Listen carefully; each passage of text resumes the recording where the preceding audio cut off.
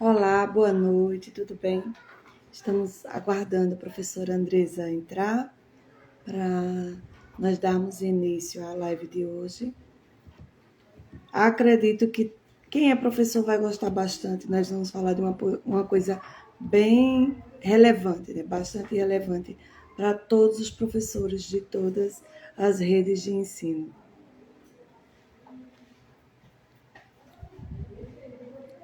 Vamos ver.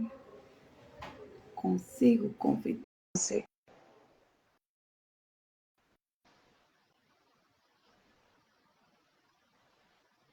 Olá, boa noite.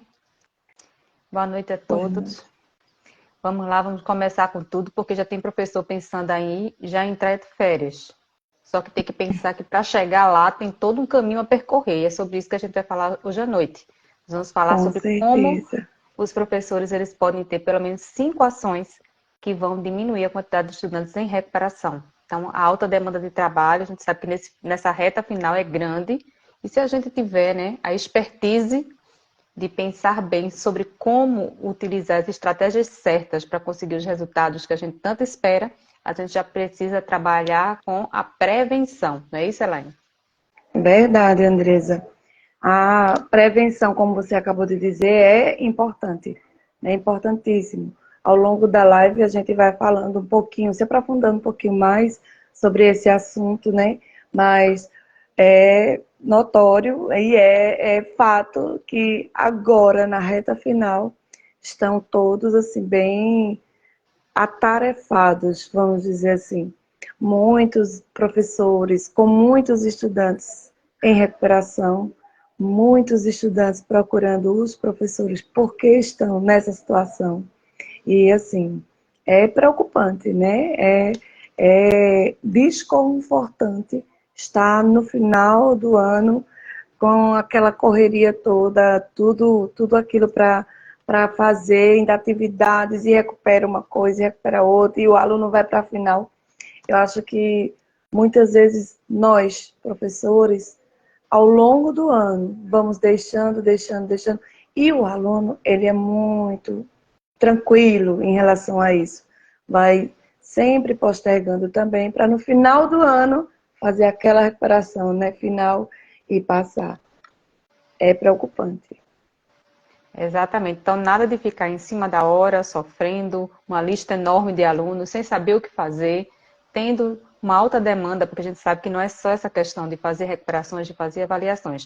O professor, nesse período, também precisa organizar as aulas, dar aulas, inclusive, que são aquelas aulas já para reforçar o conteúdo, além do fato de que também tem todo um trabalho de colocar ainda informações sobre o bimestre, o quarto bimestre, colocar notas. Então, são tantas ações que a gente precisa fazer que se a gente não se organizar agora, estamos ainda hoje, dia 11 de dezembro, ainda dá tempo de se organizar e realmente conseguir um resultado bem mais efetivo. O que a gente fala aqui não é de encontrar fórmulas mágicas, mas de encontrar realmente ações que vão trazer um resultado. E a gente sabe que isso é todo um trabalho feito com seriedade por parte do professor, que tem que ter como foco a garantia da aprendizagem. Então, aqui não seria simplesmente, então eu vou criar qualquer coisinha aqui para o aluno passar logo e eu diminuir a minha lista. Não é essa a saída. A gente não está em busca de atalhos, nós estamos em busca de ações que realmente vão fazer a diferença e vão garantir a aprendizagem, porque esse é o grande objetivo. Então, de nada adianta a gente ficar pensando na ansiedade. Que eu vejo direto agora no Instagram, né? Vamos pensar logo férias, tô contando os dias, já estou desesperado de férias, assim. Mas a gente vai chegar nesse ponto cumprindo a nossa parte, que é a nossa parte de ensinar, de garantir a aprendizagem, de ver os alunos realmente preparados para seguirem adiante na sua jornada acadêmica, mas a gente precisa ter também a nossa responsabilidade durante todo o processo, até chegar o momento em que realmente a gente vai ter o direito aí de relaxar, de poder curtir as férias e de poder realmente terminar esse período com dever cumprido, né? Fiz tudo que deveria ter sido feito, apliquei tudo que estrategicamente eu poderia ter feito para conseguir esses resultados. E a gente, durante a live, vai mostrar para vocês que, claro, isso não é só o professor que é responsável por esse processo de aprendizagem e dessa diminuição de alunos em recuperação, mas, inclusive, os próprios estudantes a família também precisa estar ajudando durante esse processo, além de todo o corpo pedagógico da escola, que também precisa estar integrado. Então, a Elaine já vai começar aqui falando sobre a primeira ação, né, Elaine? Ah, sim. Antes, vamos falar um pouquinho sobre a importância, né? A recuperação. Qual a importância da recuperação escolar? A recuperação escolar é muito importante, de extrema importância para os nossos estudantes. Porque muitas vezes a gente fica, poxa, né? Tá fazendo recuperação paralela, tá dando tantas chances, porque a gente escuta muito, né, Andresa? Os professores falam, eu vivo dando tanta chance para o aluno tal e ele não aproveita ou não gosta ou não quer fazer nada. Chega no fim do ano, eu vou ter que fazer uma prova final e ele passa. Mas veja, quando temos muitos estudantes em recuperação em nossa disciplina, ou às vezes não tantos, mas se tem uns estudantes que ficam sempre em recuperação em nossa disciplina, pode ser que esteja acontecendo algo pontual, né? Algo onde ele tem uma dificuldade em certa disciplina e se desenvolve muito bem hoje. Eu tenho alunos, por exemplo, que são nota 10 sempre em língua portuguesa. Já em exatas, como matemática, física, química, essas disciplinas que envolvem cálculos, eles geralmente ficam em recuperação ou ficam assim já na média, mas com a preocupação de que acha que não vai nem passar porque não consegue alcançar. Então, são problemas que ele tem alguma dificuldade, na verdade, com aquela disciplina. Ele não se identifica muito. Aí, o que é que a gente pode fazer com um aluno desse, por exemplo? O que é que a gente pode fazer com alunos que tiram notas muito baixas, que durante o ano inteiro ficam na média ou abaixo da média em língua portuguesa, né? Mas conseguem se desenvolver bem em outras disciplinas. Eu tenho estudantes também que têm esse perfil. Em língua portuguesa, por mais que eu fale, por mais que eu explique, que eu tente, faça atividades, ele fica sempre ali na média, né? Ele conseguiu absorver alguma coisa. Então, assim, muitas vezes um plano de ação, um plano de intervenção é interessante. Eu já tive essa experiência de fazer um plano de intervenção obrigatoriamente e depois do resultado obtido com esse plano de ação, esse plano de intervenção, que foi obrigatório porque eu estava com 65% da minha turma, não era de português, era de inglês, mas 65% da turma estava abaixo da média. Se o ano terminasse, o ano acabasse no mês de junho, mais da metade da turma estaria reprovada na minha matéria. Aí fui chamada a atenção, né? Lógico, vem cá.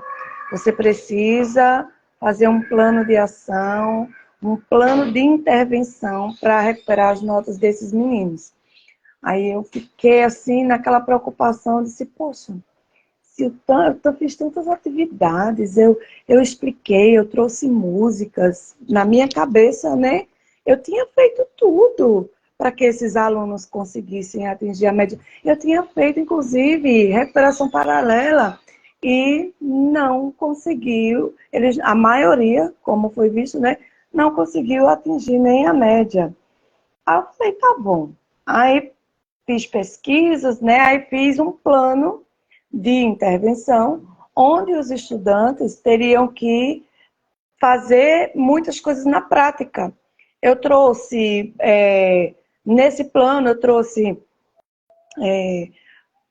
música, mas aí a música não era para eles lerem como eu estava levando para a sala de aula. Eles liam e depois identificavam o verbo na música, não. Eu trouxe de uma forma dinâmica. Música, culinária, literatura, toda a cultura de países que falavam a língua inglesa.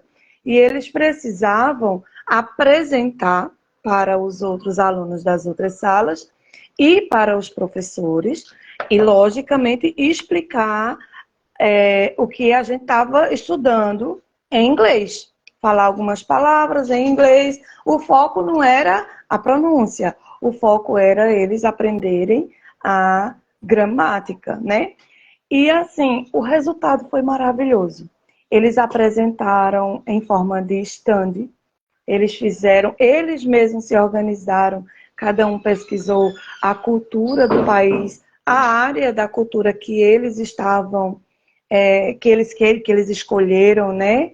O que mais gostaram de falar foi sobre literatura e música, mas todas as outras temáticas foram abordadas e gostaram de abordar.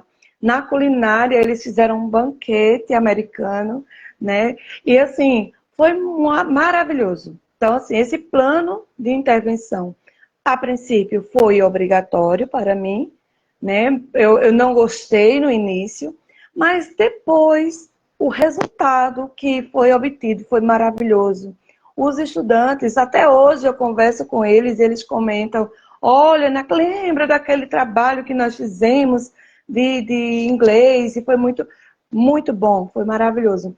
E assim, é uma estratégia, né? Uma estratégia de você observar se o seu estudante não está conseguindo alcançar a habilidade, a competência necessária, você vai, faz um plano de intervenção, faz um projeto onde ele possa participar ativamente e ele possa estar fazendo também algo que ele goste. Porque, gente, a maioria dos estudantes, principalmente de escolas integrais, eles se acham sobrecarregados. Eu converso muito com eles, e eles se acham sobrecarregados não é pela quantidade de atividades, e sim pela quantidade de aulas expositivas que nós, professores, levamos para a escola, para a sala de aula. Né? Por que é que a aula de educação física é tão interessante para eles? Porque é extra, não é na classe, não é escrevendo. Embora o professor de educação física traga a parte teórica, ele leva muito também da prática. Então, é isso que nós precisamos também levar à prática, principalmente quando nós identificamos estudantes que ficam na média ou abaixo da média, porque eles sentem a falta da prática, de praticar, de fazer a aula de física, de química experimental. Para muitos estudantes é maravilhosa. Não é porque é química e eles gostam de química, é porque eles estão ali na prática, estão praticando. E isso é bom para eles. O fazer eles aprendem mais. Concorda, Andresa? Sim, Elaine, com certeza. Inclusive, a gente sabe que todo esse trabalho, quando a gente fala assim, vamos diminuir essa quantidade de estudantes, tem muito a ver com todo um trabalho que deveria estar sendo feito já desde o início do ano letivo. Muitas vezes a gente quer apagar incêndio, né? A gente já fica num movimento de desespero. E agora já tem uma turma com muita gente, com mais de 60%, 70%, e agora estou já no quarto bimestre, porque uma coisa é você já ir acompanhando desde o primeiro bimestre, perceber que tem um quantitativo que você sabe que já não está de acordo com a quantidade, pelo menos ideal, assim, ou esperada, né? Que a gente sabe que sempre vai ter um aluno que vai ter a sua dificuldade. E aí você não agir, você não traçar nenhum plano, você não se mobilizar, você meio que ir levando ali, e isso só tende a aumentar o problema. Então, a intervenção ela precisa acontecer já desde o primeiro bimestre. O correto seria que isso não estivesse acontecendo agora no quarto. Mas se e chegou a esse ponto, é importante que a gente entenda que sim, essa intervenção ela pode acontecer em qualquer momento, mas mais assertivamente ela vai funcionar melhor se ela acontecer desde o primeiro bimestre. Porque você vai acompanhando continuamente esse desenvolvimento e tem tempo hábil para traçar estratégias, criar situações para que esses estudantes que têm dificuldades de aprendizagem possam se inserir num contexto de aprendizagem. Então, agora, se você chega, estou no quarto bimestre, não consegui reverter o quadro, eu até fiz algumas ações mas não conseguir ter esse resultado, é importante que você abra sua mente e entenda o seguinte: os estudantes, eles aprendem de forma diferente. Nós sabemos que existe uma grande quantidade de estudantes ali, né, e temos várias turmas, né, o desafio é bem maior, mas a gente precisa entender que se eu consigo trazer atividades mais interativas, se eu consigo escutar, porque muitas vezes a gente, como professor, gosta muito de falar. A gente fala que é uma beleza, mas muitas vezes não Verdade. para escutar, para saber o que é que o aluno precisa realmente. Como é que ele aprende?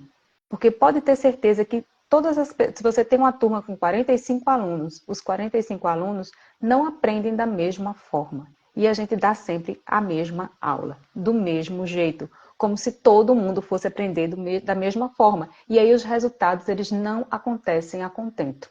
Então, são reflexões que a gente precisa fazer enquanto educadores, no sentido de, o que é que eu posso... Ah, mas eu vou ficar fazendo uma atividade para cada um? Não, mas eu posso fazer atividades diferenciadas para todos, percebendo quais habilidades eles têm que mais se encaixam ali naquele propósito de aprendizagem. Inclusive, uns ensinando uns aos outros, ajudando o colega nesse processo, no compartilhar das atividades. Então, como você falou, aí dos 65%, que no primeiro momento você não gostou, porque às vezes a gente também fica com esse sentimento de que a gente fez tudo que deveria ter feito, né? Dentro da nossa visão. Mas sempre vai existir um algo a mais que a gente precisa fazer. E aí foi o que justamente aconteceu contigo. Você percebe que quando você muda a sua estratégia, quando você muda a atividade, você consegue atingir os resultados como você queria. Talvez se não tivesse alguém ali que tivesse te chamado e dito assim, ó, tem muita gente aqui abaixo, né, do esperado. É preciso que você pense, você reflita sobre o que você precisa fazer. Eles tivessem finalizado o ano da mesma forma. Então, são esse movimento que precisa acontecer e a gente se conscientizar e se autoavaliar. Isso não desmerece o professor em nada, essa avaliação. Muito pelo contrário. Na verdade, isso. Né? Pode falar, Eva. Na verdade, é que quando você diz isso não desmerece, na verdade, isso engrandece, né? Isso valoriza ainda mais o trabalho do professor. Porque quando nós reconhecemos que tudo que nós fizemos não foi tudo, né? Não foi o tudo que precisava ser feito, Em nada. então a gente se reconhece, a gente vê e observa, diz, não, olha, realmente tinha algo a mais que eu poderia fazer. Eu vejo, eu me vi naquele momento, Andresa, como aqueles professores que não querem atualização, por exemplo.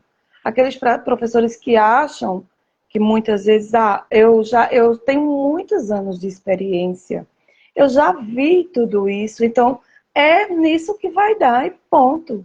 Eu vejo muito também, eu me vi como aqueles professores que eu vejo muitas vezes meus colegas, né, já ouvi muito dos meus colegas falarem, por exemplo, ele não quer nada da vida, aquela aluna não quer nada da vida, eu vou passar o ano todinho dando castigo, botar aquelas provas que só quem estuda é que tira nota boa.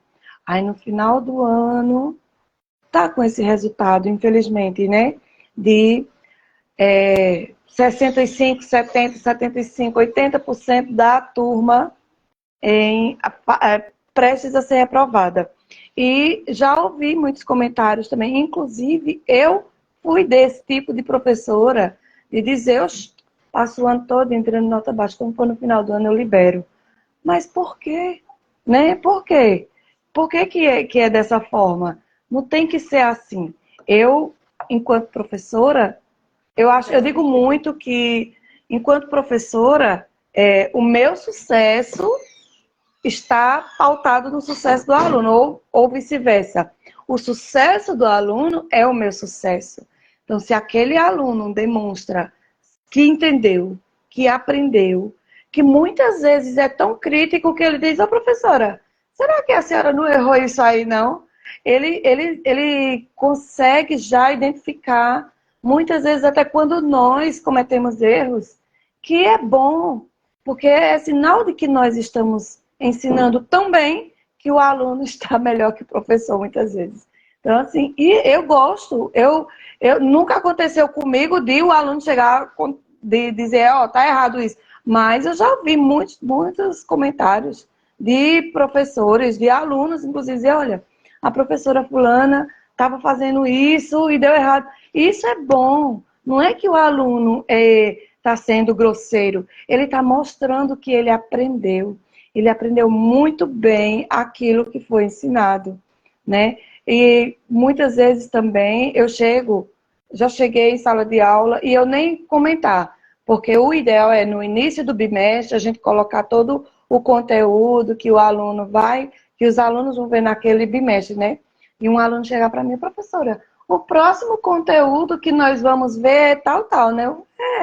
Nossa, como você está atualizado, né? E fico feliz. Então, assim, muitas vezes nós precisamos nos ver, nos enxergar, ver que nós precisamos dessa atualização do sistema, vamos dizer assim.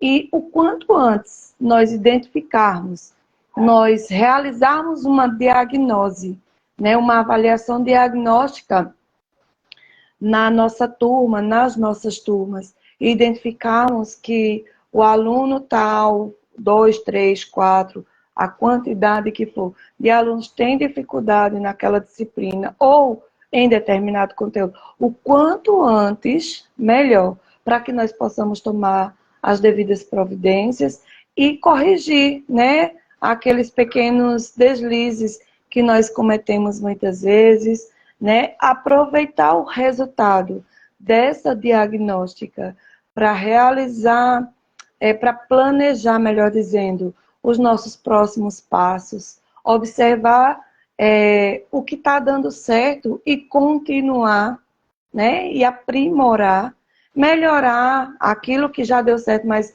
se possível, melhorar e corrigir onde está errado. Né? É necessário que haja isso. Eu converso muito com os estudantes, com os colegas também de trabalho, e nós identificamos muito uma coisa. O estudante de hoje não não tem a mesma cabeça, a mesma mentalidade, o mesmo ritmo, a mesma forma de aprendizado do que os alunos de 10 anos atrás, por exemplo, né? Os alunos, atualmente, eles têm muita informação na palma da mão. Eles têm muita informação boa e muita informação ruim também, né? Alguns sabem filtrar, outros não. Então, é interessante que nós, professores, ensinemos a eles a filtrar, né, essas coisas. E nós precisamos estar identificando esses pontinhos para que a gente possa estar corrigindo, estar podendo fazer projetos de intervenção no que eles precisam. Aí, muitas vezes, alguns professores podem dizer, mas só um ou dois alunos, mas um ou dois, eles são importantes também, né, no meio de todos ali. Esses são também importantes. Já pensou se grandes nomes da filosofia, da química, da matemática, da literatura, por exemplo, fossem descartados, né, vistos com esses olhos de que, não quer nada da vida, eu vou deixar como ele quer.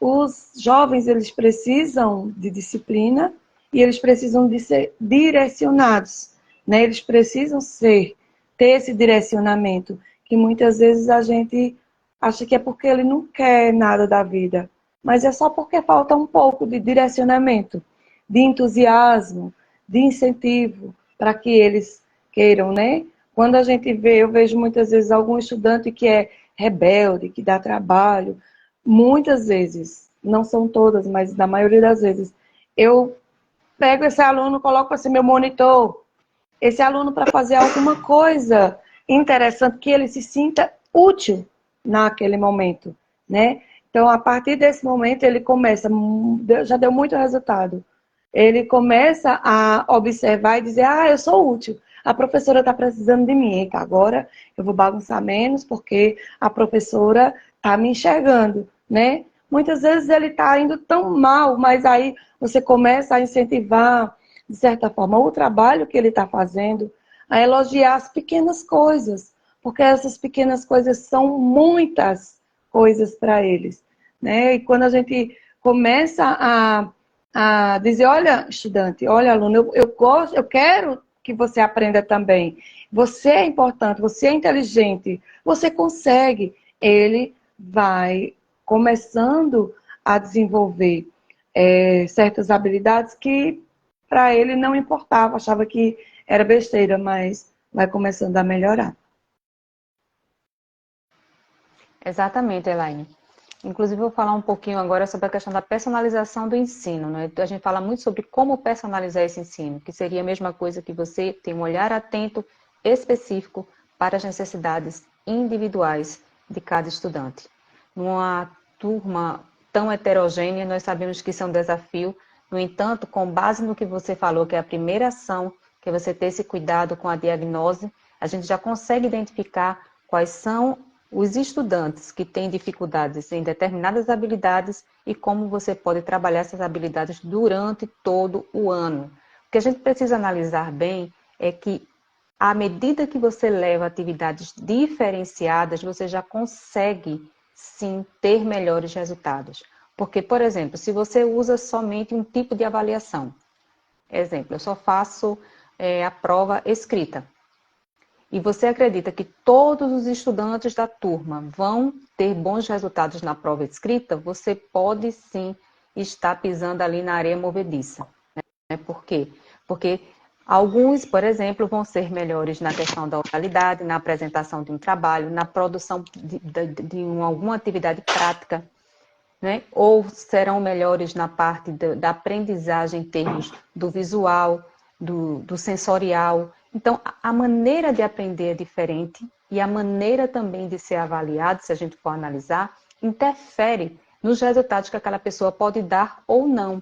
Isso significa que muitas vezes, mesmo aquele estudante que você acredita que já fez de tudo, mas que ele não conseguiu chegar no entendimento de um determinado assunto, ele sim é capaz ainda de aprender o conteúdo. De repente, você ainda não entendeu qual é o caminho, né? Qual é essa forma que ele tem de aprender. Mas todas as pessoas, elas são capazes de aprender. Mas nem todas vão aprender da mesma forma. Então, à medida que você consegue ter um contato mais próximo com o estudante e também tem um olhar analítico, ou seja, eu preciso observar, eu preciso estudar o que é que eu vou fazer. Porque não é só simplesmente chegar na aula, a gente sabe que é todo um trabalho ali, um esforço do profissional da educação para chegar e atender a todas essas individualidades. Então, se você consegue planejar bem o seu trabalho, se você previamente consegue identificar quais são os estudantes com dificuldade, quais são os conteúdos e encontra a melhor forma de conduzir esse conteúdo em sala de aula, é claro que você vai estar prevenindo, por exemplo, chegar no quarto bimestre e ter uma lista enorme de estudantes que não conseguiram aprender um determinado conteúdo. Mas aí a questão é a seguinte: será que você não está fazendo tudo do mesmo jeito, querendo ter resultados diferentes? É algo que é importante pensar. Porque às vezes a gente fica reclamando, a gente quer um resultado diferente, mas a gente faz exatamente do mesmo jeito. Continua fazendo, dando aula do mesmo jeito, continua aplicando as mesmas atividades, inclusive atividades que, por exemplo, funcionam muito bem em uma turma, não funcionam tão bem em uma outra turma e da mesma série. Isso, por exemplo, já aconteceu comigo. Eu posso dar até esse testemunho para vocês. Eu tinha uma turma, eu lembro que era do primeiro ano, e o conteúdo era figuras de linguagem, e eu fiz todo um trabalho, né? E tanto na turma A como, vamos dizer, turma B. E o que foi que aconteceu? A turma A, as notas foram maravilhosas. Ninguém ficou com nota abaixo da média na prova. No entanto, a turma B, mais da metade ficou com nota abaixo da média. E aí, naquele período, eu comecei a me questionar. Como é que pode? A professora foi igual. Eu dei o assunto do mesmo jeito. Uma turma teve um resultado tão bom e a outra teve um resultado que, para mim, eu fiquei assim, que eu não esperava que fosse ser tão ruim assim. Aí depois eu fiquei pensando, nossa, no dia a dia, essa turma B, ela não passou para mim a impressão de que não conhecia o conteúdo. Mas o que foi que aconteceu naquela prova em específico? E eu entendi que o meu erro foi justamente fazer a mesma avaliação para a turma A e fazer a mesma avaliação para a turma B. E aí eu disse, gente, vamos fazer o seguinte, eu vou anular essa prova, porque eu fiquei insatisfeita. Eu fiquei insatisfeita com aquele resultado, eu não acreditei naquele resultado. Então eu disse, a gente vai fazer aqui agora uma revisão desse conteúdo, eu vou fazer atividades com vocês, eu vou fazer uma nova avaliação. E nessa nova avaliação eu mudei a estrutura, até a maneira de perguntar, dando o mesmo resultado. E aí eu fiquei, vamos dizer, com uma turma de 45 alunos, 5, 6 alunos ficaram com a nota abaixo da média, que já, bom, houve uma melhora considerável, porque foram mais de 50%, né, no resultado anterior. Então, é isso que eu falo, às vezes a gente é muito rígido ou inflexível, até no olhar da nossa própria prática enquanto educadores. A gente precisa estar mais atento e ver o que eu posso mudar na minha prática que pode chegar no resultado que eu quero. Porque, assim, quando a gente fala de resultado de turma, não é só sobre o aluno, é também sobre você. Eu acho que isso é muito importante situar aqui. Porque é o seu trabalho. Não fique satisfeito dizendo que, quanto mais alunos abaixo da média, isso mostra o quanto eu sou o melhor professor. Muito pelo contrário. Isso, para mim, é só assim, a lista, a faixinha de, nossa, como eu fui incompetente durante todo o ano. Eu tenho uma turma aqui enorme e ninguém conseguiu aprender nada. Se a minha função ali é ensinar e a função principal do outro é aprender, em alguma coisa, porque não é possível que mais de 90% de uma turma, mais de 70%, 80% de uma turma não consiga aprender porque todos eles não querem aprender. É impossível. Então, a gente precisa se autoanalisar, né? Eu acho que quando a gente fala aqui no nosso perfil sobre a questão da expertise, a expertise é você ser um profissional de outro patamar. E a gente não vai conseguir chegar em outro patamar enquanto a gente ficar cheio de dedinho, de mimimi, de, não, porque eu sou o supra-sumo, porque eu sou muito bom. Se é tão bom assim, onde é que está esse resultado? Muito bom pensar sobre isso. Eu costumo ser muito direta no ponto a ponto, viu? Vocês se acostumem comigo, porque eu sou muito direta ao ponto.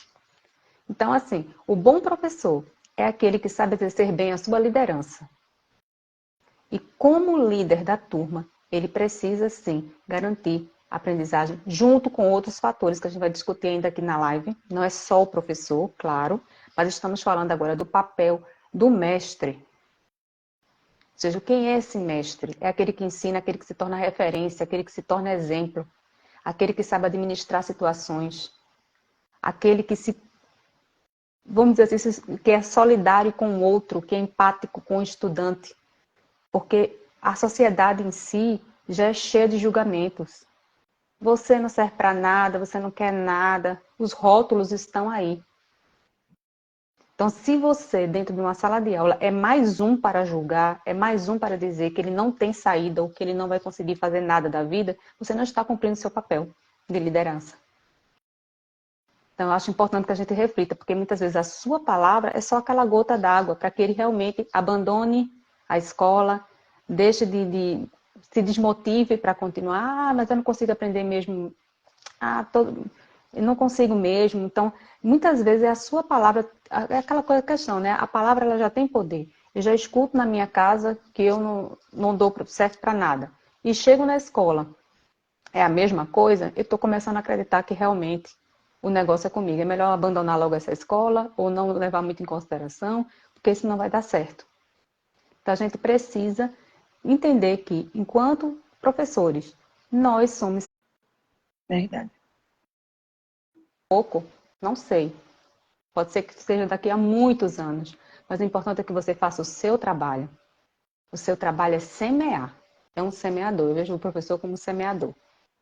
Agora, o florescer, o germinar, aí cabe aquele, né, que é a semente ali, ver se vai ou não vai.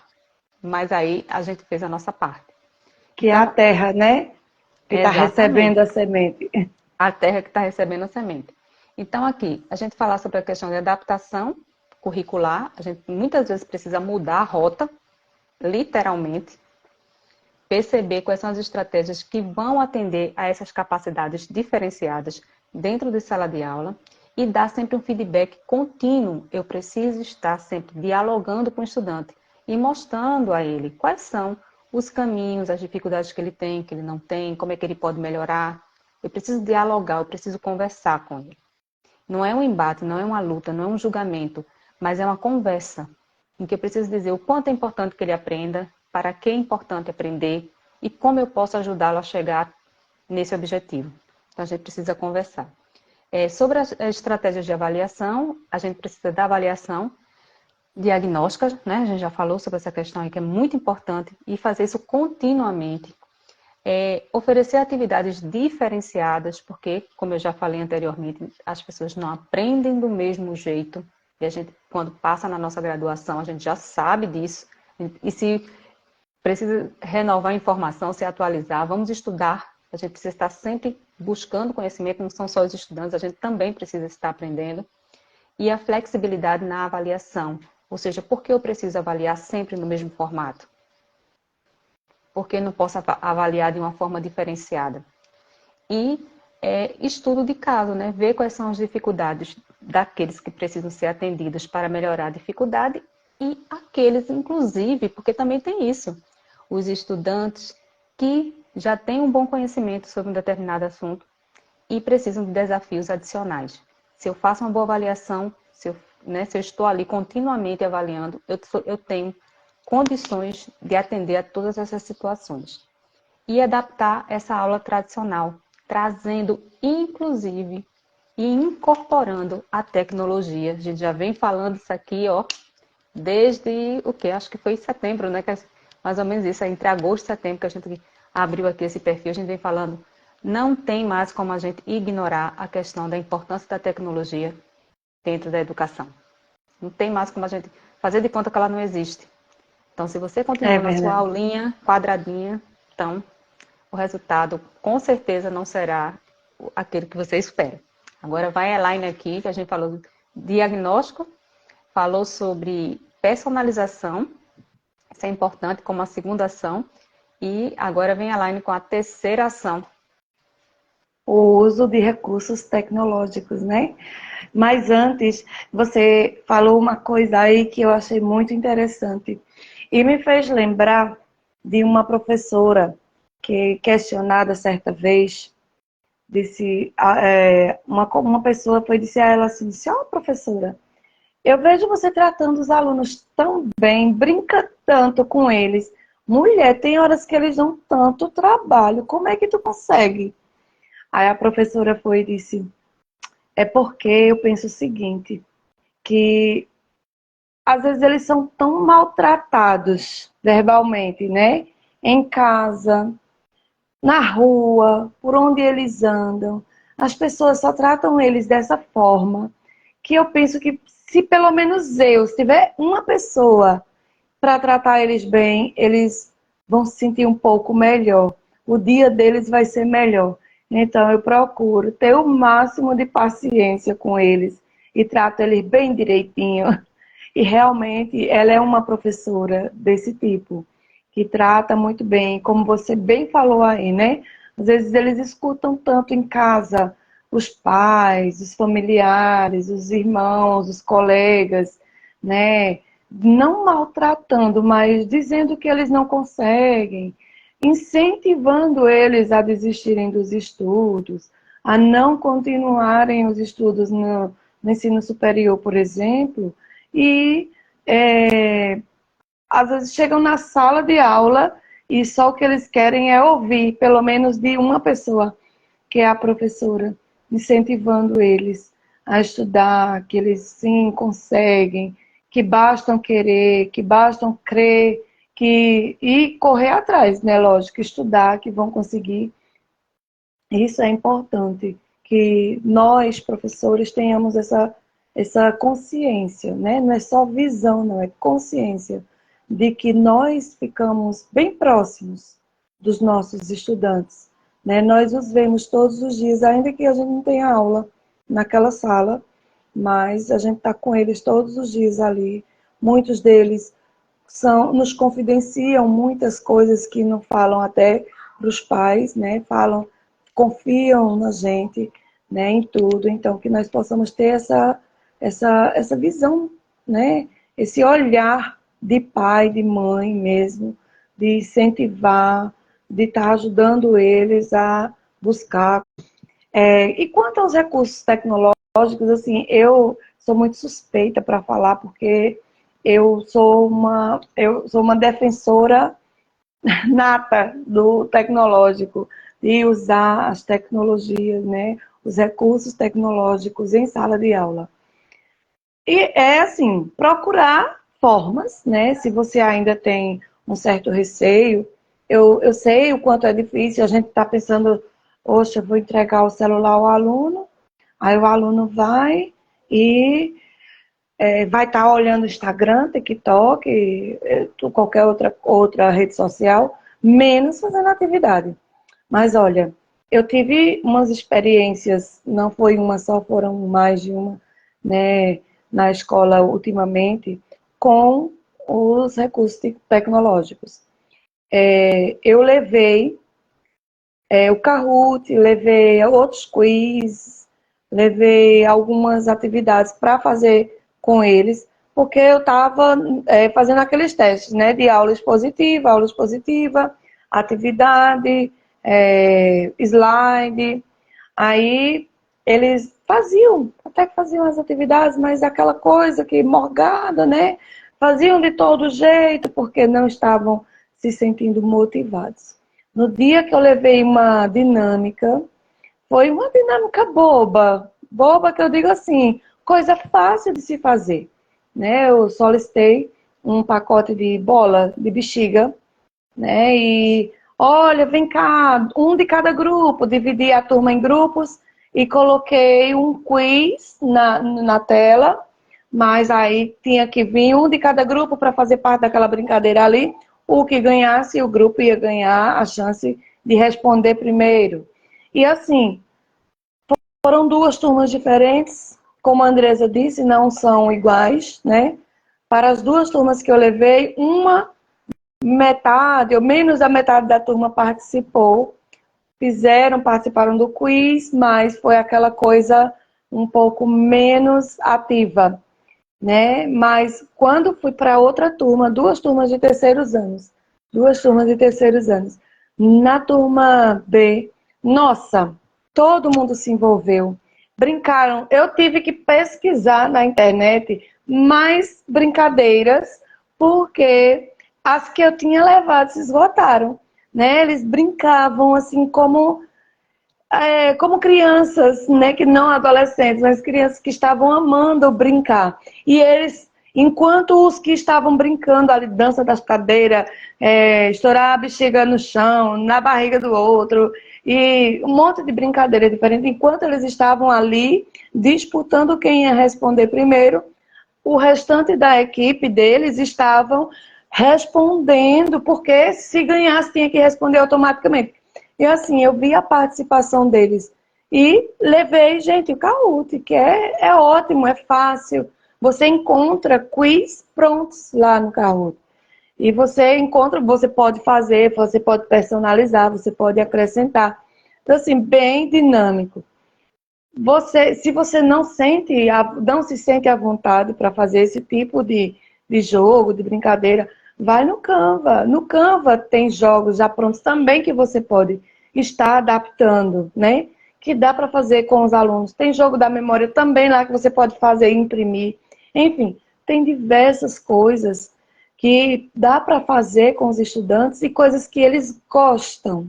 Quando eles gostam de fazer, eles praticam, eles fazem junto, eles aprendem muito mais, porque é uma atividade prazerosa, vai ficar na memória deles. Aquilo que é bom ou que é ruim demais, fica. Aí eu não quero ficar com uma professora que é ruim demais, né? Eu quero ficar na memória deles como aquela professora que trouxe algo novo, dinâmica. Eu achei interessante que também eu fui ensinar para eles as preposições como a música. Eles ficaram todos assim, acanhados, né? E rindo. Oxe, que coisa, professora. Eu disse, veja, eu senti falta disso na minha época de ensino médio, na minha época de fundamental. quando eu conheci alguns colegas que compartilharam comigo essas ideias em outra cidade, né? Olha, tu aprendeu as preposições com música? Eu, não. As orações subordinadas? Não. As conjunções subordinadas? Não. Aprendeu isso com música? Não. Então, assim, eu fui pesquisar, eu gostei, eu trouxe para vocês. A princípio, até eles estranharam, acharam complicado, acharam que era uma brincadeira, era coisa de criança. Daqui a pouco eles mesmos estavam cantando a musiquinha. Você está vendo aí? Fica na mente, né? E é bom que vocês daqui a pouco vão precisar, aí canta a música. Eu tenho certeza que vocês não vão errar. Então, assim, a gente vai levando aos poucos, principalmente para aqueles estudantes que estão acostumados ao expositivo, né, a aula expositiva, ao tradicional, a gente vai levando aos poucos. E você, professor, que também não trabalha de forma dinâmica com os recursos tecnológicos, também vai inserindo aos poucos, vai fazendo testes, vai praticando, né? E quem sabe vira também um adepto, gosta e começa a utilizar tanto quanto eu ou mais. Esses dias nós fizemos, depois eu passo para vocês aqui o link do vídeo, porque vai ser apresentado ainda amanhã na escola, um vídeo nós fizemos parecendo uma novela. Os próprios alunos gravaram, eles fizeram o texto da peça teatral, eles fizeram as gravações de vários ângulos, eles fizeram a edição, e assim, ficou perfeito. E foi utilizando recursos tecnológicos que a gente tem que dar essa chance para eles. Como a Andresa disse, a gente tem que ouvi-los também. Olha, eu gosto disso, eu gosto daquilo. Aluno que tira nota baixa, que não faz quase nenhuma atividade, estava participando ativamente. Estava fazendo, ensinando como um ator profissional. Lindo, lindo de se ver. Então, assim, tem que ter, logicamente, identificar os objetivos educacionais. O que é que nós vamos fazer? Escolher antes, com antecedência, a ferramenta que vai ser utilizada. Porque não pode ser qualquer uma, né? Nós temos que ter um objetivo para o que nós vamos fazer, né? Identifica o objetivo educacional, escolhe a ferramenta adequada e faz a sugestão para eles.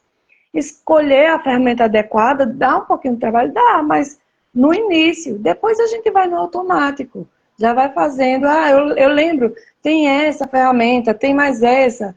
Então, avaliar as necessidades, selecionar a ferramenta e observar se ela atende aquele objetivo, né? E outra coisa, a acessibilidade e a facilidade de uso. Você precisa ter esse cuidado também, porque muitas ferramentas tecnológicas são pagas, né? Aí você precisa ver se tem versão gratuita para aquela ferramenta que você quer utilizar, que você quer sugerir para o seu estudante utilizar, e também ver se é fácil de utilizar.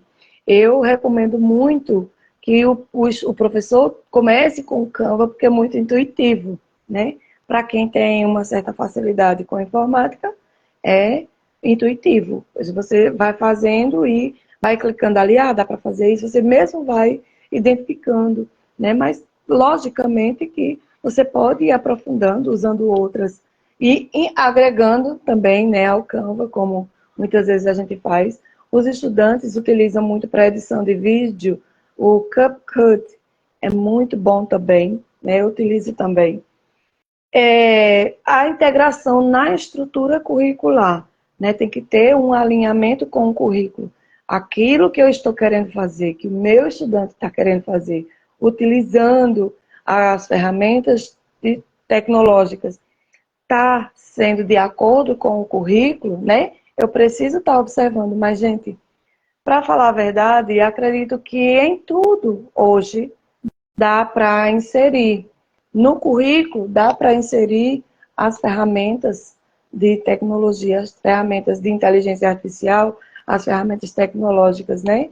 Porque você precisa fazer, o que na verdade você precisa fazer é um planejamento, né? Planejar a atividade, Ah, vai ter aqueles que vão estar ouvindo música. Vai, professor. Infelizmente, acontece.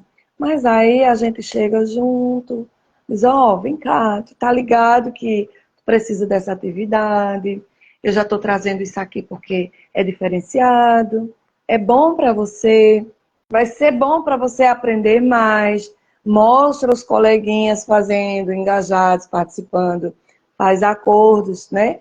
E a mesmo aquele que não gosta de fazer atividade, que não gosta de nada que você leve, até aquele, aos poucos, vai se aproximando e vai fazendo. Com isso, você com certeza vai ter alunos mais engajados, com certeza vai ter muito menos alunos em recuperação, sem tanta preocupação no final do ano, para não estar, né? Aquele corre-corre de estudante atrás de professor por conta de notas, de professor com pilhas e pilhas de atividades para corrigir. Atualmente, eu prefiro fazer as atividades automatizadas. Eu coloco muito lá no Google Forms. Eu prefiro, porque o feedback é automático, né? Eu coloco lá, já coloco a nota de cada atividade e eles já vão fazendo, eles já vão tendo ali, e eu já vou transferindo para o sistema, porque é muito mais rápido. Se hoje a minha diretora dissesse, olha, se você tiver no final da semana com o seu CIEP ok, de férias. Porque o CIEP, que é o nosso sistema aqui, né, de alimentação do, do programa, da Secretaria da Educação, nós vamos colocando lá os planejamentos de aula, é o Sistema de Elaboração de Projetos Educacionais, o CIEP, onde nós colocamos tudo o que nós fazemos, né? Desde frequência diária, notas, planejamento, enfim, relatório de estudantes. Então, tudo isso. Se hoje a diretora dissesse isso, eu já estaria de férias, porque o meu CIEP está em dias. Não é porque eu me desdobro e faço o final de semana inteiro, não. Eu faço no dia a dia, logicamente, e as atividades são automatizadas. Dificilmente eu tenho que estar corrigindo um monte de atividade, a não ser que eu queira, não, hoje eu vou fazer dessa forma, né? Mas é mais automatizada e eles gostam. Eles fazem na hora, na sala de aula. A maioria dos estudantes levam os celulares para a escola, tem internet na escola. Então, eles fazem as atividades e já me dão um feedback. Aí eu converso muito com eles assim. Quando você não souber, e eles me dão esse feedback, graças a Deus.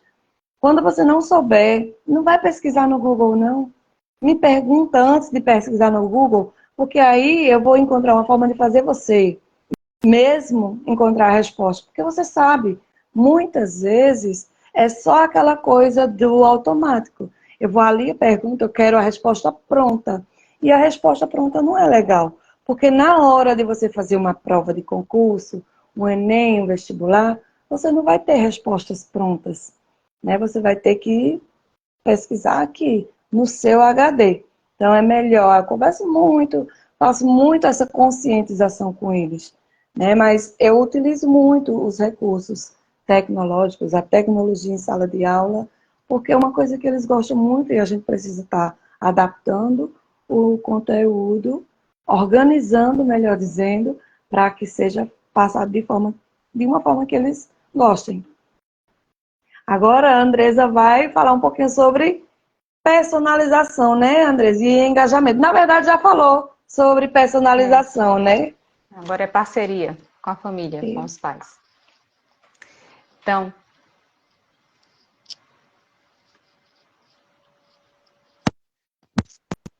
tá. Andresa? Vamos lá, é porque eu tô com um delay aqui, pensei que tu estava falando, mas não tá não, vamos lá. Eu vou falar um pouquinho sobre algumas estratégias que a gente pode utilizar em termos de fazer com que essa família se aproxime mais do acompanhamento que a gente sabe que já deveria existir, mas que nem sempre isso acontece na prática. Então, dentre todas essas ações que nós estamos conversando até então, a parceria com a família, a parceria com os pais é de exímia importância. Isso porque sozinhos, né, só o professor ali ilhado com os estudantes não vai ser suficiente para que a gente consiga ter um bom rendimento. Então, o ideal é que a gente já comece, desde o primeiro bimestre, a entrar em contato com os pais, a fazer avaliações contínuas, a mostrar qual é a situação e como eles podem ajudar os estudantes em casa também nesse processo. Não significa que os pais precisam ensinar os filhos a fazer. Se souberem, melhor ainda, porque dá um suporte. Mas se não souberem, é preciso que, pelo menos, eles garantam que esses estudantes tenham uma disciplina em casa para a hora do estudo, para organizar suas atividades e acompanhem se isso está sendo realizado ou não. Muitas vezes, esse desleixo, esse relaxamento por parte do estudante é porque ele não tem uma disciplina, inclusive, dentro de casa. Então, a gente sabe que as coisas precisam estar bem organizadas. Não adianta ter uma série de atividades padronizadas, organizadas em sala de aula, e muitas vezes na casa ele não é em nenhum momento questionado sobre a execução dessas atividades ou não. Então, é importante que os pais tenham essa consciência. Quanto mais próximo o professor, a escola, a gestão da escola estiver dos pais, melhores serão os resultados, porque muitas vezes os pais nem sabem como lidar ou o que fazer, porque na sua própria vida como estudantes não tiveram isso de seus pais. Então, meio que as coisas vão se reproduzindo. Como também esse estudante de hoje, que não tem esse acompanhamento, entende que não é papel dele, quando for um pai ou uma mãe futuramente, ter esse mesmo tipo de acompanhamento, porque ele entende que o estudante, o filho por si só se vira, o problema é dele, ele tem que se virar e resolver essa questão. E os pais muitas vezes só estão preocupados com os resultados. Foi aprovado ou foi reprovado?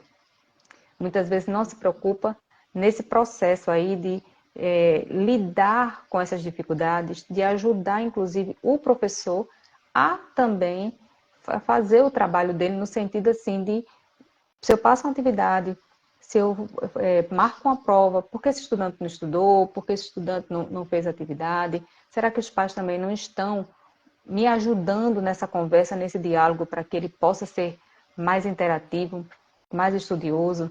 Uma coisa é certa, os pais que mais se preocupam e acompanham os filhos, eles conseguem ter melhores resultados na escola. Isso é regra? Não. Mas a maioria, consegue ter melhores resultados quando os pais acompanham esse desenvolvimento na questão pedagógica. Então, a gente precisa dialogar muito com os pais também.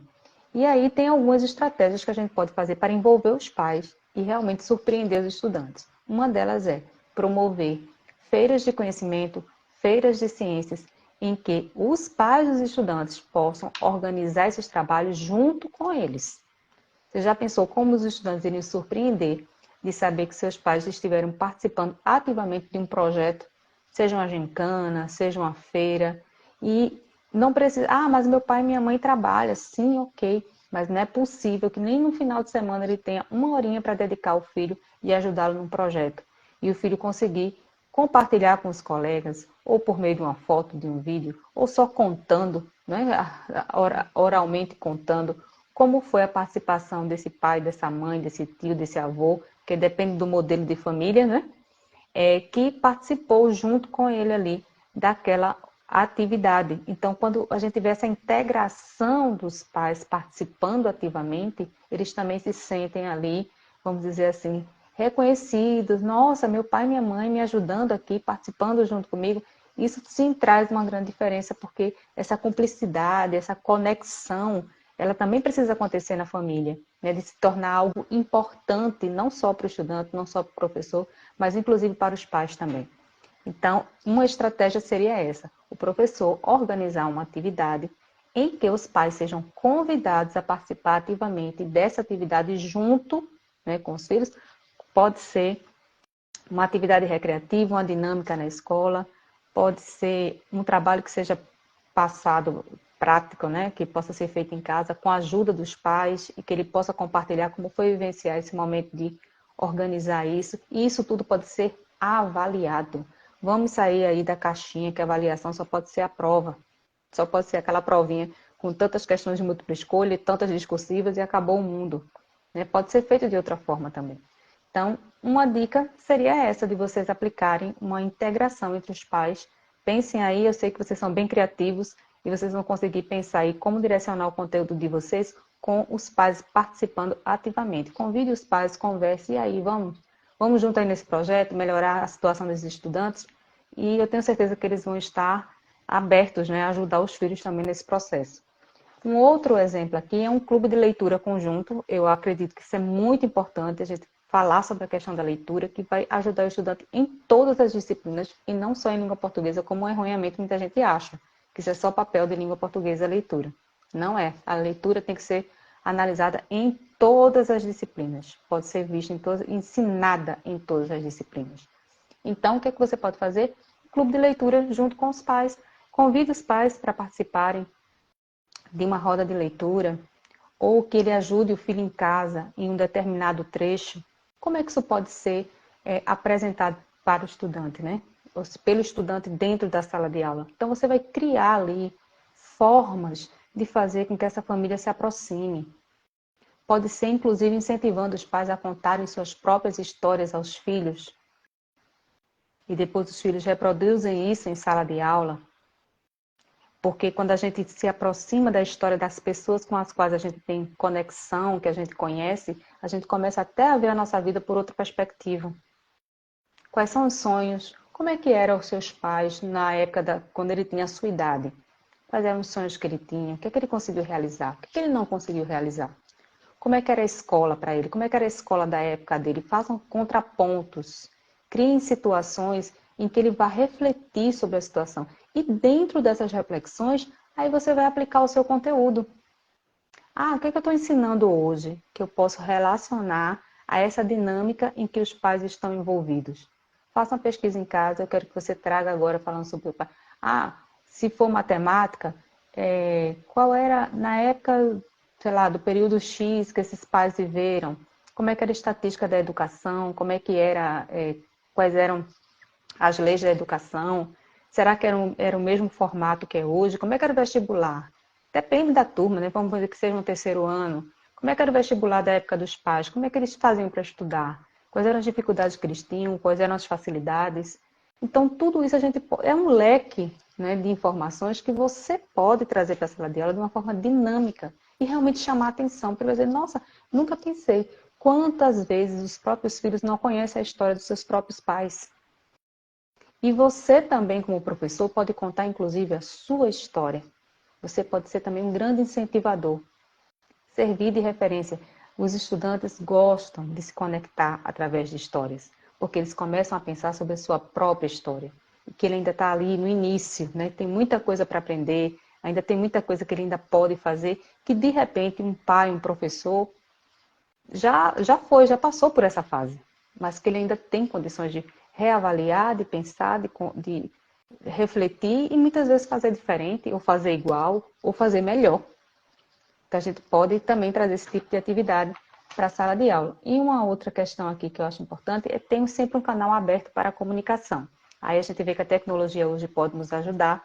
Criação, a gente sabe que existem várias escolas que têm criação de Instagram, de Facebook, para fotos, comunicados. A gente precisa estar sempre interagindo com os pais, claro que dentro de regras, né? Porque a gente sabe que nem todas as pessoas sabem seguir exatamente as regras de convivência dentro desses formatos, mas é importante que a gente mostre quais são as regrinhas ali de respeito às pessoas, né? De trazer só assuntos relevantes e sempre trabalhar a questão da comunicação. Muitas vezes os filhos, eles realmente não falam em casa o que está acontecendo, os pais também não vão à escola procurar saber o que está acontecendo, e a gente precisa de outros canais para que essa comunicação aconteça efetivamente.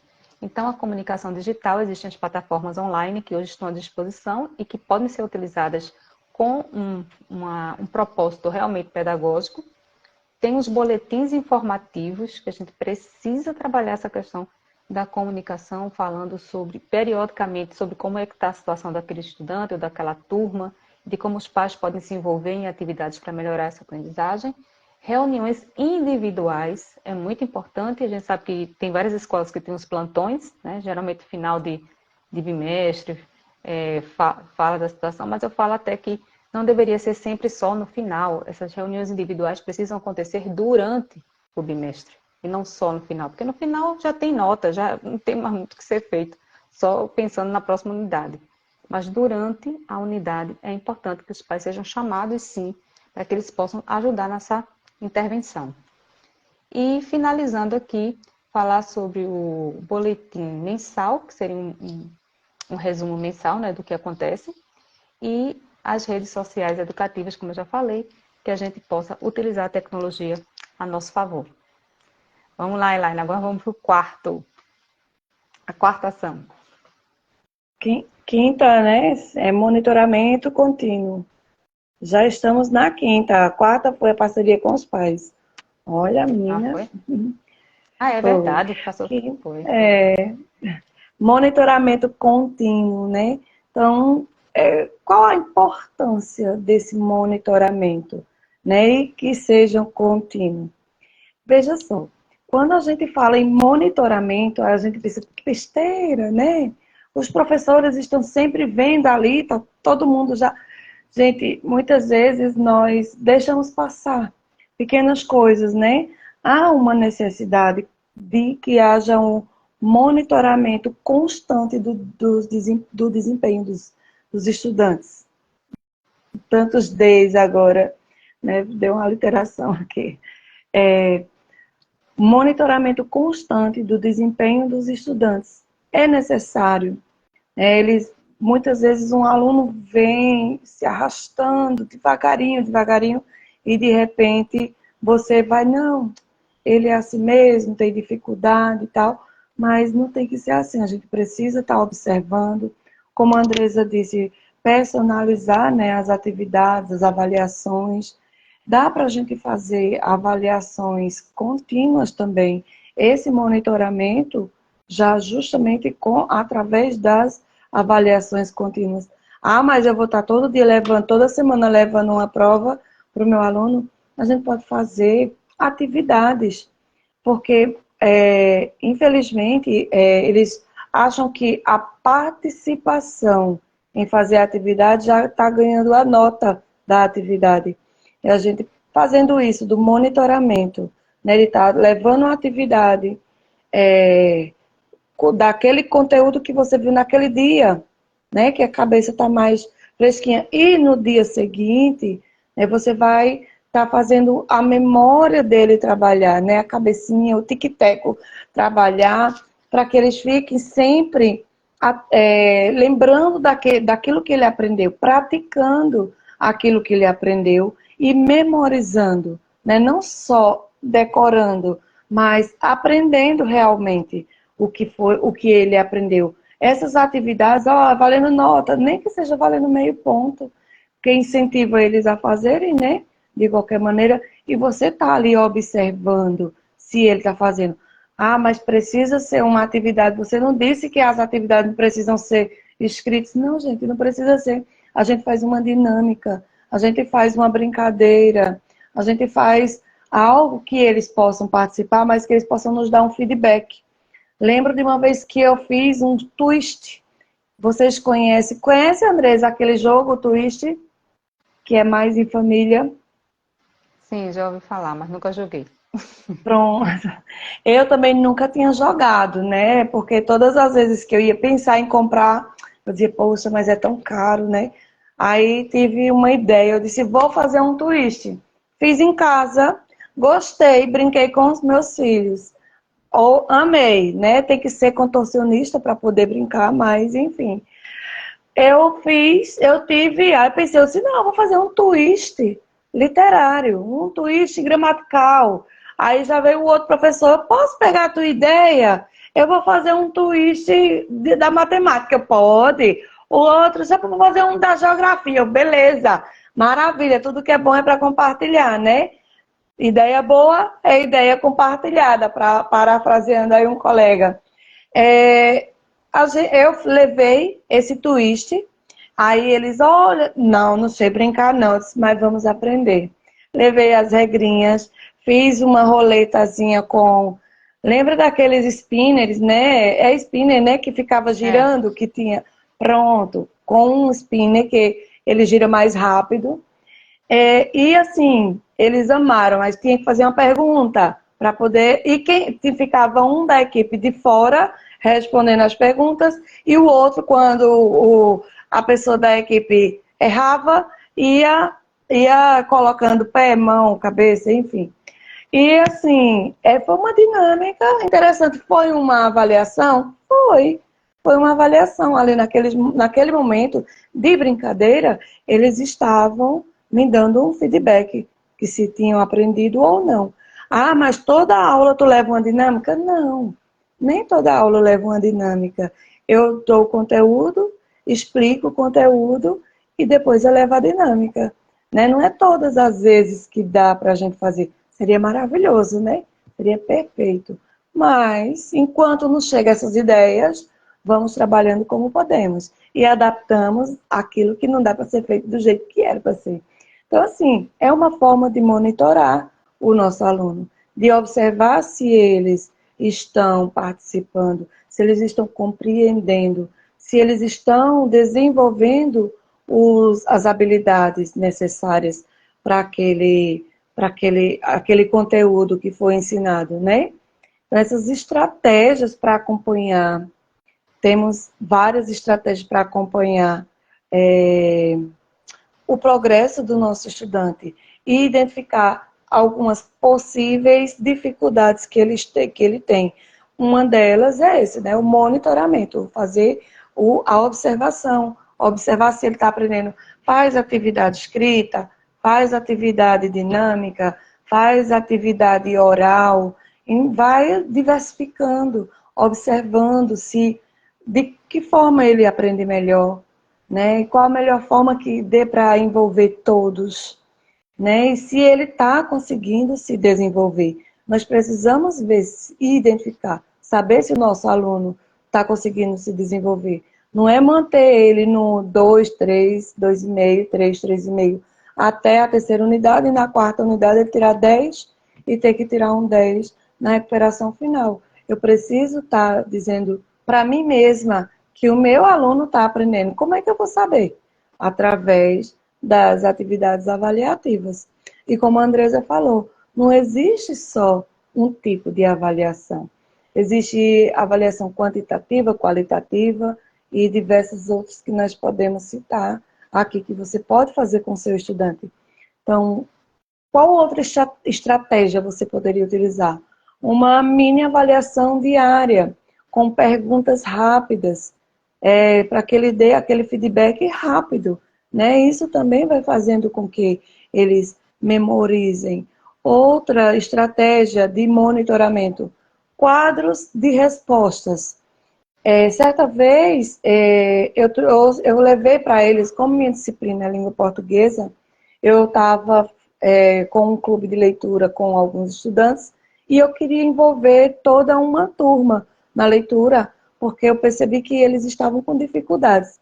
Gente, eu trago assim, muitas das minhas experiências em sala de aula, que eu acho que isso vai ajudar, né, um pouco. Talvez algumas pessoas dizem, oh, nossa, como ela fala das aulas dela, mas eu acredito que às vezes você não está tendo aquela ideia e de repente foi algo que eu falei que fez você ter outra ideia e compartilha conosco, né? Compartilha, né, Andresa? Fala pra gente se, por exemplo, você tiver outra ideia a partir de uma ideia que foi dada, né? Porque aí a gente também já vai fazendo, colocando em prática. Então, quadro de respostas, no meu caso, eu fiz um quadro era um acompanhamento mensal de leitura, era uma ficha de leitura. Eu fiz um quadro em TNT e coloquei os nomes dos alunos, tinha uma cartinha, um cartãozinho que eles iam preenchendo ali os livros e fazia um pequeno resumo daquilo que eles tinham lido daquele livro, né? Eles tinham a obrigação de dar um feedback do livro. E, assim, teve um resultado muito positivo na época, porque muitos alunos não gostavam de ler. Aí eu não dizia, ó, tem que ser esse livro. Não, você pegue o livro que você gostar. Aí tinha deles que iam lá escolher um livro bem fininho. Aí dizia, esse aqui que eu quero. Maravilha, é o que você quer, então é o que você vai ler. Depois me diga o que achou. Aí depois chegava, professor, não gostei muito não, vou pegar um mais grosso. Porque esse ali eu achei que a história foi muito curta. né? E aos poucos eles vão ganhando a vontade, né? Adquirindo, na verdade, a vontade de ler. No meu caso, era a leitura. O professor de matemática, por exemplo, pode estar colocando ali desafios, né? Problemas, desafios para os estudantes estarem dando um feedback, fazer esse quadro de resposta. Usa um quadro físico ou um quadro virtual, utiliza hoje em dia a tecnologia, né? Na época eu fiz porque eu não era muito adepta da tecnologia, não sabia utilizar muito, né? Mas aos poucos fui com a minha curiosidade aprendendo. Hoje eu faço um quadro virtual que é bem melhor, mais prático. Mas se você não tem ainda a desenvoltura para fazer um quadro virtual de respostas, você vai e faz um físico, para que os alunos vão colocando ali as respostas, eles possam estar escrevendo respostas rápidas a questões ou conceitos que você pode estar colocando ali. E ao final do bimestre, dá um prêmio para aquele que respondeu mais, para aquele que leu mais livros, para aquele que fez mais questionamentos, para aquele que participou mais ativamente e que falou muitos conceitos chaves abordados durante as suas aulas, né? Vai dar um prêmio, um bombom, um pirulito, uma caixa de chocolate, dependendo das suas condições, porque incentiva eles, né? Não é um prêmio, é algo simbólico, só para que eles se sintam incentivados, valorizados, né? Ó, que interessante, a professora fez isso por mim, o professor fez isso, né?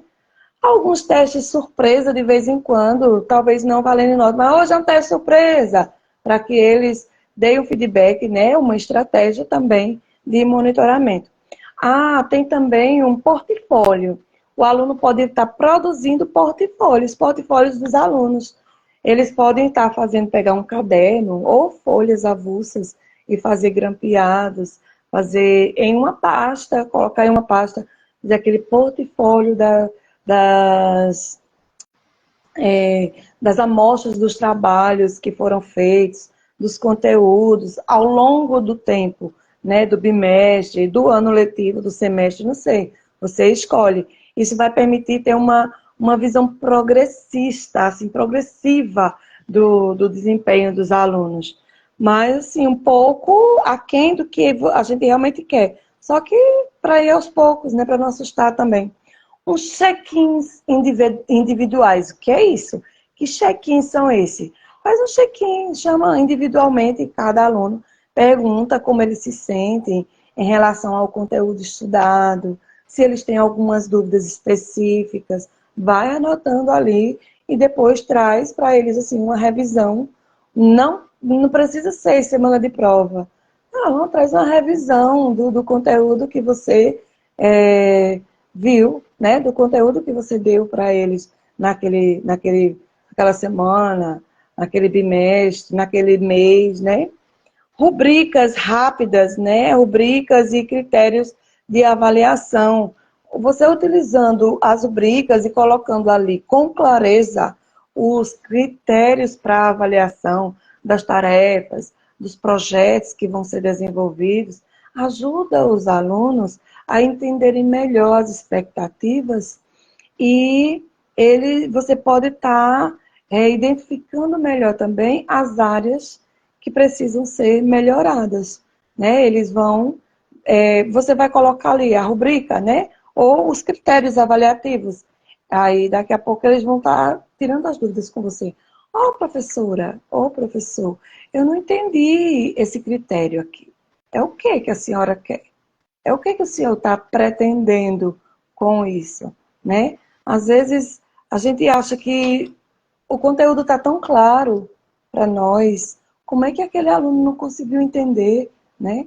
Mas muitas vezes o que é tão claro para mim e para você pode deixar dúvida na outra pessoa, porque você tem formulado aqui na sua cabeça tudo o que você está falando, mas aquele que está ouvindo, se ele não tiver também uma organização, ele não vai formular. Eu muitas vezes digo aos meus estudantes, eu digo, olha, aos meus alunos, eu digo, eu sou prolixa muitas vezes. Eu falo e repito e ainda pergunto, vocês entenderam? Me diga, o que foi que eu acabei de dizer?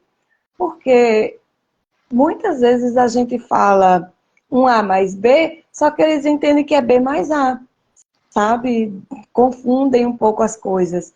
Não porque eles não conseguem entender, ou porque eles têm um déficit de atenção, ou dificuldade no aprendizado. É porque muitas vezes nós não somos claros o suficiente. Parece que somos, porque na nossa cabeça está tudo muito bem organizado. Mas nós precisamos ser prolixos muitas vezes para que eles entendam, compreendam melhor. Né? E isso não é só com os estudantes, né? Isso é com todas as pessoas, com todo mundo. Todo mundo que a gente vai ter uma conversa, vai explicar algo, você compreendeu? O que foi que eu disse mesmo? Não dessa forma, né? Porque muitas vezes um adulto vai se sentir ofendido por eu estar falando desse jeito, mas eu peço para repetir de alguma forma, de uma forma educada, né? Pesquisas de compreensão, outra estratégia de sucesso que já foi utilizada, já foram utilizadas, né? Que você pode estar utilizando também. Usar ferramentas de pesquisas online para verificar se a pessoa compreendeu realmente o conteúdo. Se os seus estudantes compreenderam depois de uma explicação ou depois da unidade de ensino.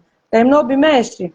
Vamos fazer uma pesquisa de compreensão. Nós não fazemos muitas vezes pesquisa de satisfação, então vamos pesquisar também a compreensão, fazer pesquisa de compreensão. Outra estratégia é o trabalho em grupo observado.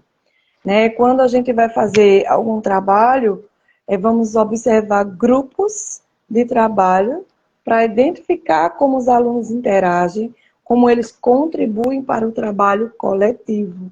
Né? A gente dá um certo tema e eles entre eles vão se entendendo e mais assim, tem que estar observando muito, tá? Tem que ser um trabalho em grupo observado mesmo. Tem muitas vezes que alguns estudantes dizem, eu já fiz tudo, quando na verdade fez uma pesquisa, entregou para o outro se virou com conteúdo para explicar, para fazer cartaz, para fazer slide, para organizar aquela pesquisa, né? Então, e os registros das observações. Você também pode fazer um trabalho para que outros estudantes avaliem o trabalho do seu colega, né? Isso é um registro também de observação. Ele pode estar observando o trabalho e eles vão dar a nota, vão dar o feedback, né? A equipe tal apresentou bem ou não, falou sobre esses tópicos ou leu sobre isso, né? Eles mesmos fazem essa crítica e a gente já dando o critério de avaliação, eles podem estar atribuindo notas boas, né? Notas verdadeiras que eles observam e eles acabam não cometendo o mesmo erro na equipe quando eles vão apresentar. É mais ou menos por aí. Então, o monitoramento de conteúdo, o monitoramento contínuo desses estudantes, do aprendizado, das notas, nós precisamos, como a Andresa disse, fazer desde o início do ano letivo. Não é no final do ano, nem é no final do bimestre. Também concordo com a Andresa disse que as reuniões com os pais só aconteçam agora, né? Acontece só no final do bimestre, quando na verdade deveriam acontecer sempre, porque os nossos estudantes precisam desse acompanhamento, tanto dos pais quanto dos professores. Aí os professores muitas vezes dizem porque não tem base, o pai diz porque na escola não está ensinando direito. Então tem que haver uma comunicação eficaz entre escola e pais, não só entre gestão e pais, né? Tem que ser entre professores e pais também. É necessário que o pai, a mãe, procure sempre estar presente na escola, observando, perguntando, não só do comportamento do estudante, né? Mas também do aprendizado. Como é que está o aprendizado do meu filho, da minha filha? Como é que ele está fazendo as atividades, está participando das aulas? Como é como é que ele está fazendo acompanhamento, né? Como é que está sendo o desenvolvimento dos meus filhos? Aqueles pais que são professores já têm essa visão diferenciada, não só os professores, mas aqueles pais também que se preocupam muito com o aprendizado, com o desenvolvimento dos seus filhos, também já têm essa visão. Outros não, ainda deixam muito a desejar. É necessário que se haja mais reuniões, mais envolvimento. Algumas escolas até tentam, né? Tem escolas com projetos belíssimos de envolvimento dos pais, tanto na sala de aula, na merenda escolar. Tem uma escola que eu trabalhei que convidava as mães para fazer um dia a merenda junto com as merendeiras, para ter o sabor da mamãe na escola. E eu achei massa o projeto, bem interessante. É uma pena que poucas mães, por trabalharem, né, não tinham tanta disponibilidade, não estavam disponíveis para ir por conta do trabalho. Mas é muito importante o envolvimento, a participação dos pais na escola, para que os estudantes, os filhos se sintam também importantes nesse momento. O pai está ali, está preocupado, está fazendo um acompanhamento também em casa, né? Como a Andresa falou, um final de semana, pelo menos, sentar, ver, acompanhar, ver se o filho está aprendendo realmente. Aqueles pais que têm mais dificuldade, se tiver como sentar, pelo menos. Não sei se vocês conhecem, né, o filme Mãos Talentosas, onde a mãe era analfabeta, mas o filho se tornou um grande médico cirurgião, neurocirurgião. E assim, ela incentivou, ela não sabia ler. Ela sentava com ele, aí ele dizia, olha, mãe, você pode ler para mim aqui? Aí ela dizia, olha, em voz alta, eu estou ocupada, eu não consigo enxergar. Ela sempre dava uma desculpa, mas ela jamais disse para eles que não sabia ler, por exemplo. Elas não diziam que não sabiam determinadas coisas. Ela dizia sempre, incentivando eles a explicar para ela, como uma estratégia, né? Uma estratégia de monitoramento do aprendizado do filho dela. E assim, é uma história inspiradora, uma história que dá para a gente pegar várias cenas daí, ou até o filme inteiro, quem sabe, e passar em um dia de reunião para os pais, fazer o dia de cinema dos pais, né? Tá envolvendo esses pais ali na escola, tá mostrando para eles que eles são importantíssimos na construção dos saberes.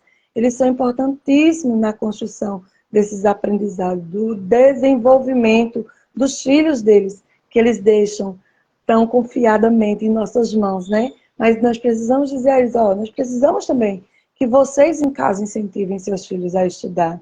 Tire ele um pouquinho da frente do computador, tire ele um pouquinho da frente da TV, do videogame, mas coloque ele para estudar de uma forma dinâmica, talvez, de uma forma mais eficaz, mas procura estar envolvendo o teu filho no aprendizado em casa também, que isso é muito importante, né? Eu acredito que se fosse dessa forma, se o envolvimento dos pais com a escola, né, fosse maior, a nossa educação estaria bem melhor, bem melhor. Então, assim, aí estão as 5 ações, né, que foram temas para hoje, para essa live de hoje, para que vocês possam colocar em prática, nós possamos colocar em prática em nossa sala de aula e, ao final do ano, não termos tantos alunos em recuperação. Temos aí uma aprovação de quase 100%, mas aquela aprovação verdadeira, onde os estudantes realmente aprenderam, não que foram se arrastando até o finalzinho do ano e fizeram a recuperação final, mas aquela que realmente o aluno teve a oportunidade de praticar, de fazer, de se desenvolver em todos os âmbitos, na verdade, né? Na educação integral, né? Nós temos várias escolas de educação de tempo integral, mas precisamos estar também desenvolvendo a educação integral no nosso estudante, na nossa escola, né? Para com os nossos estudantes.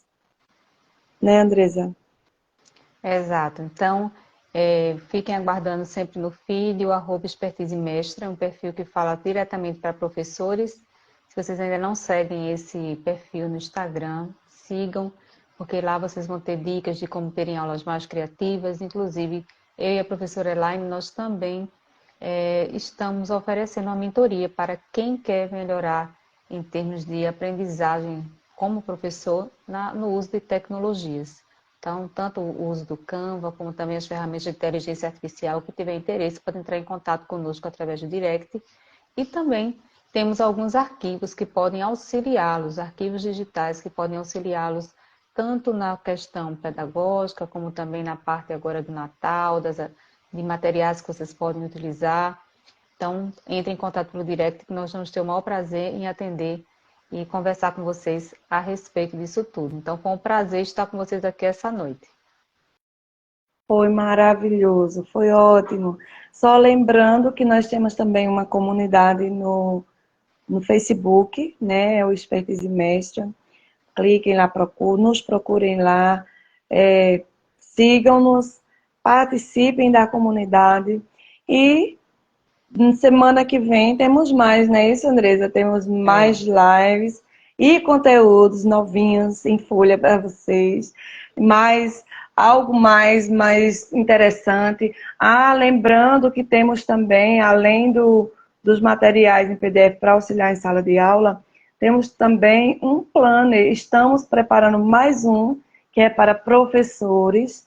O que nós já postamos é um devocional, né? Um planner para quem gostaria, quem quer, né, ler a Bíblia, vai à igreja, gosta de estar anotando ali suas leituras diárias e reflexões, né? Mas temos muito mais, tem muito mais para vir por aí.